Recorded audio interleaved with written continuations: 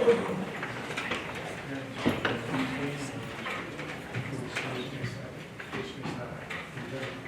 your right hand. You solemnly swear or solemnly sincerely affirm as the case may be that the evidence you shall give concerning this case shall be the truth, the whole truth, and nothing but the truth, to help you God upon penalty of perjury. Would you please state your name, spell your last name, and then your business address as well? George Giffens, G-I-T-H-E-N-S. And do you want my address? Yes, please. 233 Brick School Road, Warren, 06754. Mr. Gibbons, please be seated. And, Miguel, please proceed. Thank you, Your Honor. Mr. Giffens, are you currently employed or are you retired? I'm retired, pretty much. I have a little business, I grow potted trees, but it's not my principal income. And what did you do previous to your retirement, sir? I worked for the New York State Education Department for 38 years until 2008. Now, sir, drawing your attention to the first week of August 2012, was there anything unusual that occurred in your daily course of business?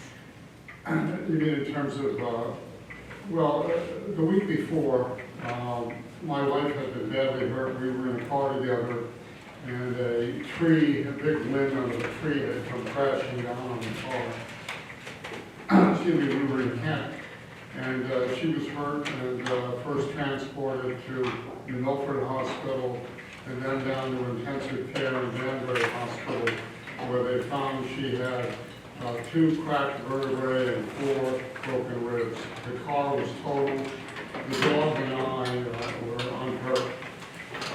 She was in the hospital about 4 or 5 days, and then somewhere around, I would say, the 2nd or 3rd of August, she was able to come home to complete bed rest with a hospital bed, a special chair, and a bedpan and the whole bit.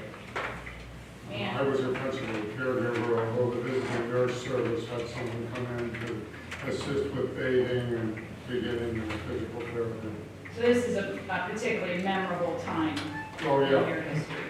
Okay. A crazy time, to say the least. Now, do you routinely walk the dog as a part of your routine, even though you're caring for your wife at this Right. time? So what was that general routine? Well, I normally would take the dog out 2 or 3 times a day, and there's an empty part of town, not too far from where I live. Where I live is not very many people. Well, I was going to say, town is a generous description of Warren, isn't it? Yeah, Especially that but location. Warren does have a traffic light. Okay. But I go up to Chester and Wolf Road. There's only one house on Wolf Road, and it's way at the end. The road itself is maybe half a mile long. It's dirt. I know the guy who lives at the end, and I know him actually fairly well. But there's never anybody comes up there, and it's not completely legal, but I walk the dog off the leash because he likes to run around. He's a rescue from Little Guild in Cornwall, and he was abused and returned to them twice. So he's a very skittish dog. He does not get along with other dogs, so I try to keep him apart from any other contact with either humans or dogs. And so is that the route you normally take? You go down Chester Road and onto Wolf Road? Right. Okay. And do you recall walking on Wolf Road and seeing anything unusual during one of these walks? Well, I recall walking on Wolf Road. I sometimes cut over, there's 2 fields that are for sale, and they've been for sale there for a while. Sometimes I cut through them, or I walk right down Chester and make a left on Wolf. And I recall seeing the dog sniffed it first, but it was right out by the road, a thing about this big in diameter of burnt clothing and a half-burnt shoe, a black shoe, which had a little red blotch on it sticking out from the ground. And There was no, the grass in the area is relatively short. Either the town weed whacks it or the guy at the end of the road, Bob Tobin, he weed whacks it. So it wasn't hidden by the grass. okay, and do you remember what day this was that you found this burnt clothing? I'm not sure if it was Monday or Tuesday, I'd say more likely Tuesday. Monday was the 6th, and my wife's birthday. We've been married over 40 years, and I tried to stay home and be with her. But it was such a discombobulating time for me that I'm not sure exactly which day it was. And so we're talking, when you say Monday or Tuesday, that was Monday, August 6th? Sixth. Or Tuesday, The 7th. August 7th, and we're talking about the year 2012, is that correct? Correct. Okay. Now, when you noticed that pile of clothing, how were you walking on Wolf Road? Were you walking toward, away I from think I was Chester? walking from the beginning up towards Bob Tubman's place. Okay, and Wolf Road, does it dead end onto Chester? Yes, Okay, so you would have taken a left-hand turn yes. off of Chester onto Wolf. Now, where approximately on Wolf Road did you find this pile of clothing? I'd say maybe 150 feet, 200 feet into Wolf Road on the right-hand side. There's a embankment comes down. There's a stone wall on top of the embankment, and the distance from the stone wall to the dirt road is 5 feet. I don't know, not very far. And as far as the location, is this a fairly remote location? Right. I've been walking the road for 10 or 11 years now, and outside of Bob Tubman or his family, I've never seen anybody else on the road. There's no reason for anybody to go up there. It doesn't go anywhere, it's just dead end.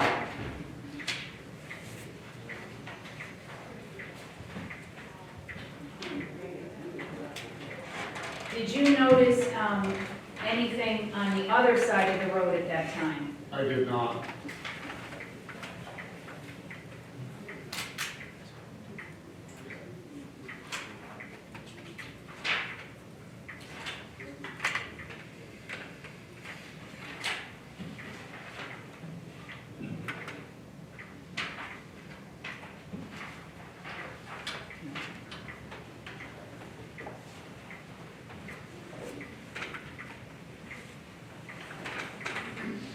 State's Exhibit 27.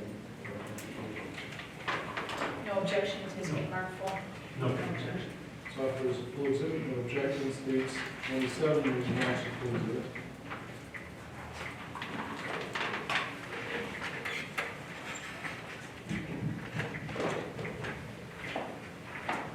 Mr. Gibbons, showing you what's been marked State's Exhibit 27 as a full exhibit, do you recognize what's depicted therein?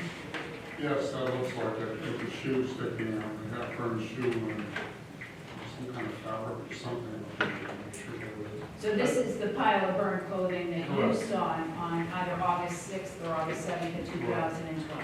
Correct. May I just show this way to the jury?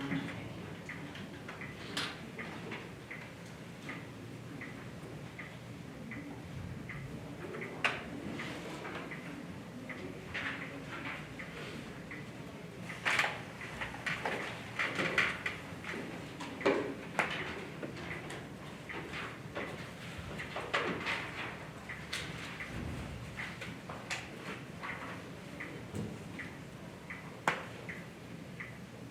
Sir, what if any action did you take after you found that area of burned clothing?